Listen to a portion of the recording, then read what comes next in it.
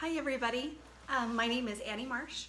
I am a family nurse practitioner. I recently graduated and I'm looking for my first nurse practitioner position. I do volunteer in a couple of free clinics, so I have a little bit of experience, but wanted to take some time to market myself on LinkedIn and look for more opportunities. So I have been sharing articles, continuing medical education, different things I'm doing to improve myself. And today I want to focus on a couple of books. The first one is called From Birth Forward, and it's a Dartmouth-Hitchcock Children's Hospital at Dartmouth. So this is actually the only one I'm going to talk about today, but these, I got 3 books from my pediatrician preceptor, and I'll be covering these in future videos in different pieces. This one is Cope's Early Diagnosis of the Acute Abdomen. I was really lucky. The pediatrician I followed was a surgeon, a pediatric surgeon, prior to becoming a pediatrician. He decided to go back and do a second residency so that he could have more time with his children. So I will be reviewing some things from that book. And then the third one is called Evidence-Based Physical Diagnosis by Stephen McGee. So today we'll just focus on From Birth Forward. A lot of this information is education that we can provide to our parents about how to keep their children healthy and safe. So the topic I chose to review today is titled The ABCs of Good Nutrition for Young Children. The first thing is one of the hardest things, and that is modeling. Children obviously model what they see done. So working on healthy behaviors for the parents and other siblings in the family is going to help that young child eat healthy themselves. So there are some resources from the US government, one of them being mypyramid.gov. And this has a food and menu planner that both the parent can start looking at for their own eating habits, and then they've got some tips for children. I am currently working on modeling better behavior. I don't have any children, but certainly as a provider, I don't want to be a hypocrite when I am recommending healthy behaviors for my patients. So there are a lot of resources out there. There are apps. One I like is Calorie King. They show you different nutrition facts and help you track things. You can track your weight, your exercise, and I have found that personally that it's helped me have more success because I feel motivated. I see, okay, this is how much I'm doing each day. There's progress, and that's been helpful. So back to our young children. One question I've got a lot is how do I know if my kid's eating enough? I have a niece who's about 1.5 years, and it looks like she eats nothing, just a couple of bites of each thing, and then she's off and running and doing something else. There's a couple things to know about children.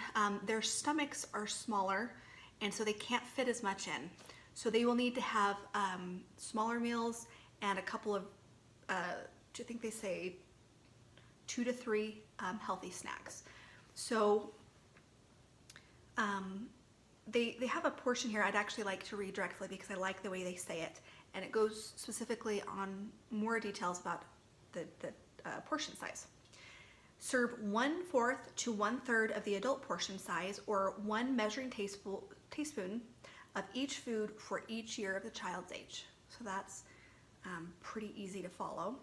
And then their second suggestion is just to give less than you would expect them to eat and let them ask for more, so that they're getting the right amount but not too much. In America, we have a lot of obesity in our kids, a lot of young onset type 2 diabetes in kids.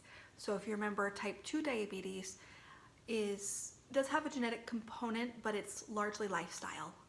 Obesity increases the risks, and inactivity increases risk for type 2 diabetes. So because of the obesity in the United States, we're having a lot of kids get this, and it has a lot of health impacts. So by limiting portion size, but letting them eat more of the healthy foods, will help prevent some of those problems. So, some safety checks. So in our young kids, obviously choking is an issue. Do not feed children younger than 4 firm food unless it is chopped completely. And they list the following foods as choking hazards: nuts and seeds, chunks of meat or cheese, hot dogs, whole grapes, fruit chunks, such as apples, popcorn, raw vegetables, hard, gooey, or sticky candy, and chewing gum.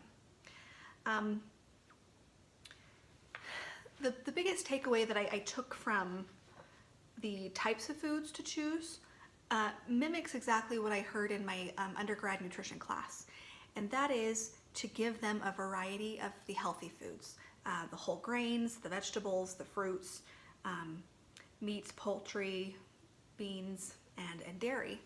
So this number, I'm not going to remember exactly because it was from my undergrad days, but it takes approximately 30, 40 times to try a new food to gain a taste for it.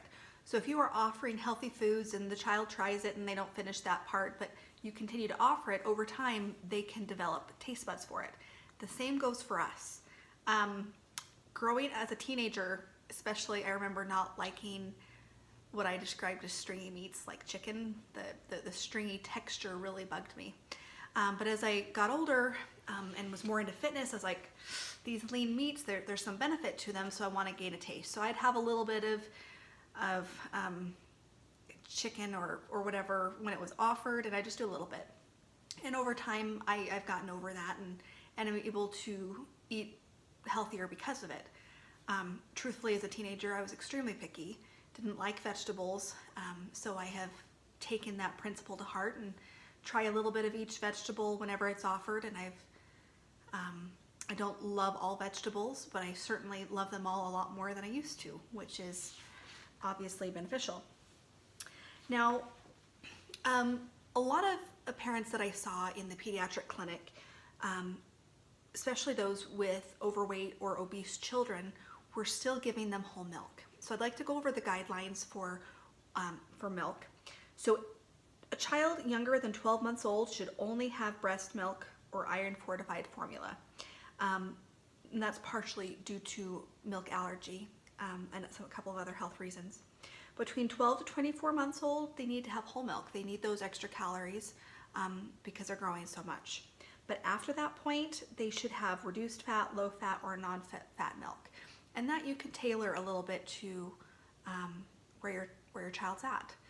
Now I'm looking at the time, and if I go any longer, I'm not going to be able to post this video on LinkedIn. So I'm going to wrap up here, but you will hear more from me shortly.